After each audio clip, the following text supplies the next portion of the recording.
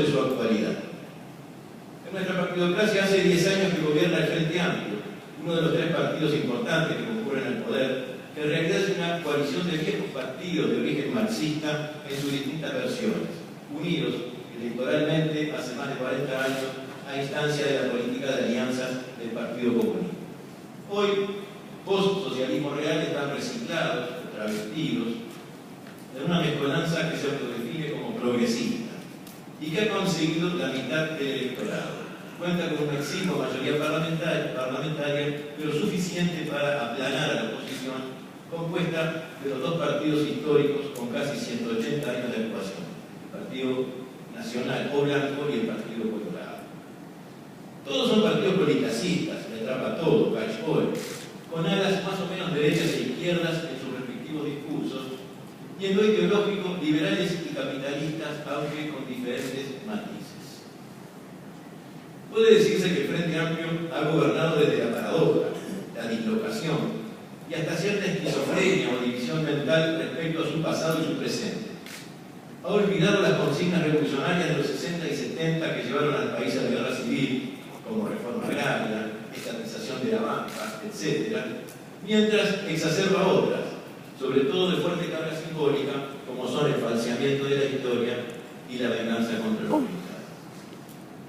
Además de mantener excelentes relaciones con Bush, Obama, Rockefeller, George Soros, quien financia una campaña publicitaria para legalizar la marihuana en el país. Pero en general han seguido la misma línea económica macroeconómica ortodoxa de gobiernos anteriores y la captación de inversión extranjera, antes espuria, que ahora desembarcó en la región, además de la Argentina, que es mucha, y la brasileña también. Y que, con el aumento de la demanda mundial y los precios de las materias primas, commodities, ha hecho crecer la economía en los últimos años a tasas superiores a la histórica, con un aumento muy importante del PBI. El país es más rico, pero sin embargo no es más desarrollado. Si bien hay más empleo, aunque no de calidad, y en base a la implementación de políticas asistencialistas, un buen porcentaje de la población ha superado la llamada línea de pobreza medida en ingresos. Aún así, en cuanto a redistribución, todavía el 20% de la población se apropia del 50% de la riqueza, mientras el 20% más pobre apenas del 5%. Casi la mitad de los trabajadores gana menos de $400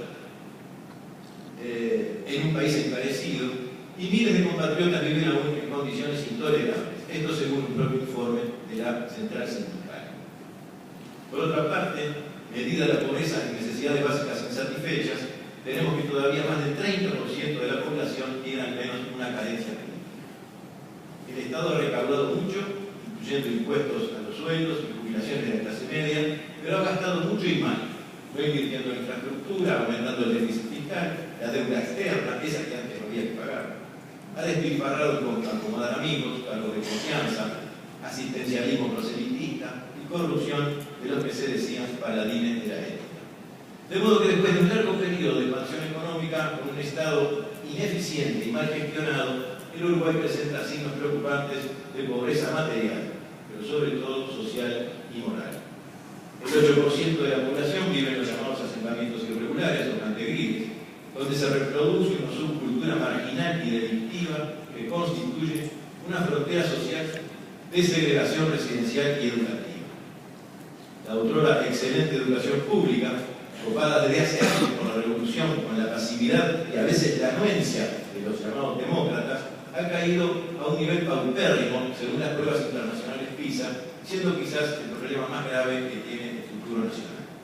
La drogadicción, el narcotráfico y los índices de criminalidad han aumentado exponencialmente en los últimos 30 años, y las conductas violentas se han generalizado en un entramado social cada vez más desintegrado e inseguro.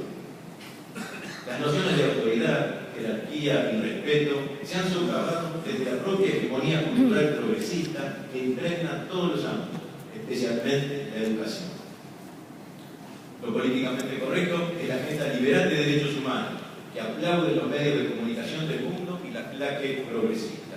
Diversidad, aborto, marihuana, matrimonio y adopción homosexual, igualitaria. Igual que acá. No está, por eso, es igual pero poco. No obstante, en su paradoja, el gobierno viola los derechos humanos en las cárceles hacinadas, sobre todo las de los menores, y en el eficiente sistema de salud pública donde se atiende a los más pobres. A la vez, arrasa el Estado de Derecho bajo la consigna de que lo político está por encima de lo jurídico, habiéndose promulgado 6 leyes que fueron declaradas inconstitucionales por la Suprema Corte de Justicia, entre ellas un intento por anular la ley de amnistía a los militares, ratificada en 2 oportunidades por el cuerpo electoral, pero al fin anulada de facto de todos modos, en una especie nueva de golpe de Estado contra la soberanía nacional, que supuestamente, y entre comillas, en toda su plenitud, existe radicalmente en la nación, según el mito constitucional rusoniano.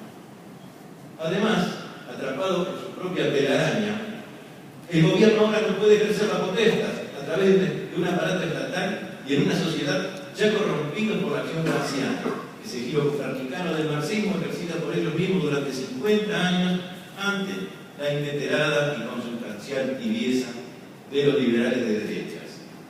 Deliberadamente destruyeron los controles sociales en procura de construir un poder que ahora no pueden ejercer en ese hábitus generalizado, libertario, anárquico, individualista y donde el bien común y la patria no cuentan. Este zeitgeist, este clima intelectual y cultural de la época, paradigma de la modernidad tardía o hipermodernidad, que fragmenta la sociedad y la persona, se ha impuesto por violencia simbólica, instaurando una dictadura del relativismo en la cual la legítima pluralidad de posiciones dejó paso a un pluralismo indiferenciado, donde todas las posiciones son igualmente válidas, donde todo da igual, donde todo se reduce a opinión, apoteosis del inmanetismo. Pasemos ahora al proceso histórico que entiendo está en la raíz de nuestros males presentes. Interpretación personal que no pretende representar unívocamente al Foro Libertad y Concordia que integro ni a la delegación uruguaya aquí presente. En el Uruguay, esta era progresista, como se le llama, no es ninguna novedad. Y menos su resonancia positivista al lema de Comte, orden y progreso, pese a que hoy reina el desorden. El progresismo no ha surgido ex nihilo por creación marxista-garciana, sino que es el escenario esperable del propio desarrollo histórico del pensamiento uruguayo.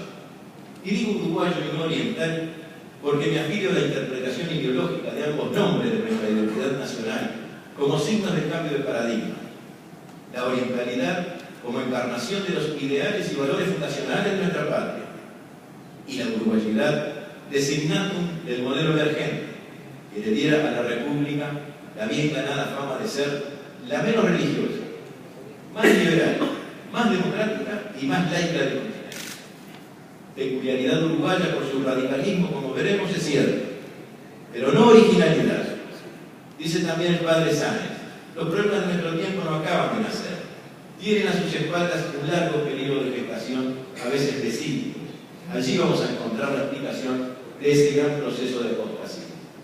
Justamente nosotros compartimos un hecho fundamental de nuestra peripecia común geoplatense en la derrota de Caseros y quienes surgieron vencedores: Mitre, Alberdi, Sarmiento, Echeverría, de la Peña, todos de gran influencia en Montevideo, considerados próceres, generación del 37, precursora del positivismo argentino, que consolidara como doctrina la del 80, con Ramos Mejía, Matienzo, Amelino, después Ingeniero.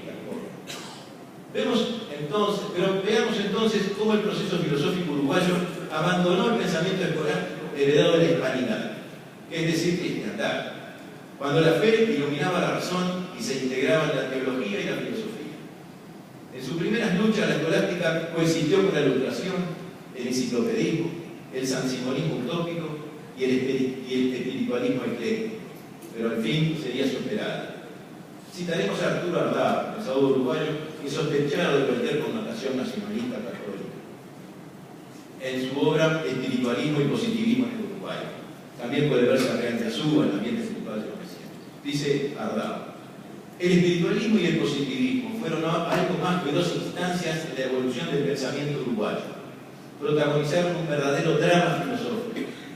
Este drama no fue al fin otro que el gran drama filosófico del siglo, promovido por el inusitado ataque que el naturalismo científico llevó al viejo absolutismo metafísico y moral.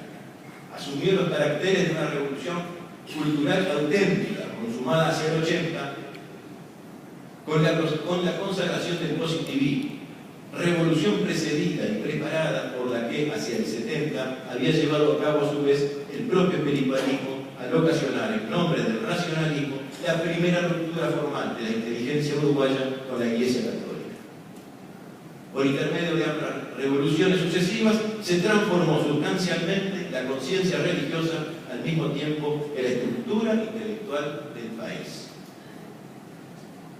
El Uruguay no ha conocido conmoción filosófica mayor.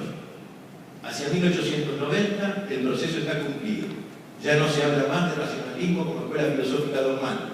Se habla simplemente de liberalismo. El liberalismo no será más en lo sucesivo deísta, sino agnóstico, cuando no ateo. Y no será más metafísico, sino cientista y naturalista. Este último rasgo es el más acusado.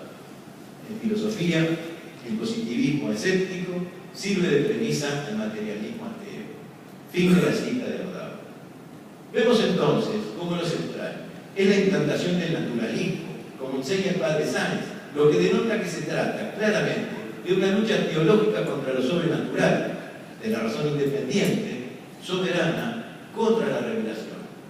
Por supuesto que estas ideas no quedaron en el ámbito universitario y en los círculos de intelectuales reunidos en el llamado Frente Anticlerical. En realidad fue anticristiano y formado por liberales, masones, socialistas y anarquistas en evidente similitud con el Frente Amplio actual, sino que el modelo se impuso a toda la cultura nacional, la política, la religión, la literatura y sobre todo en la legislación y organización del Estado.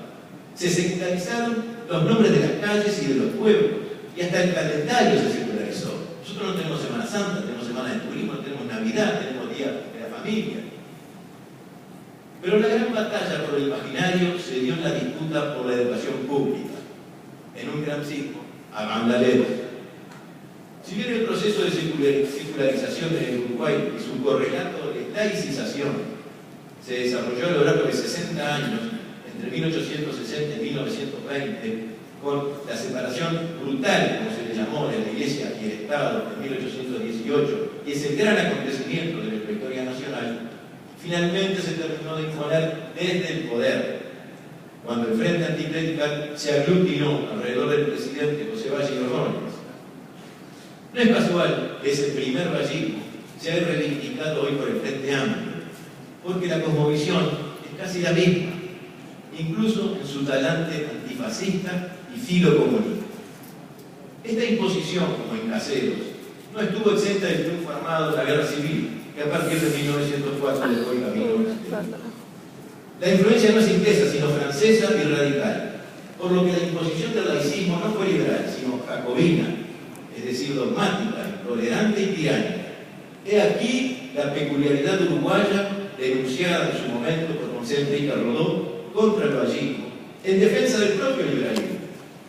En su obra Liberalismo y Jacobinismo, que alega su famosa polémica a raíz del retiro de los crucifijos de los hospitales en 1906, lo que consideró contrario e intolerante con la propia cultura de opinión nacional.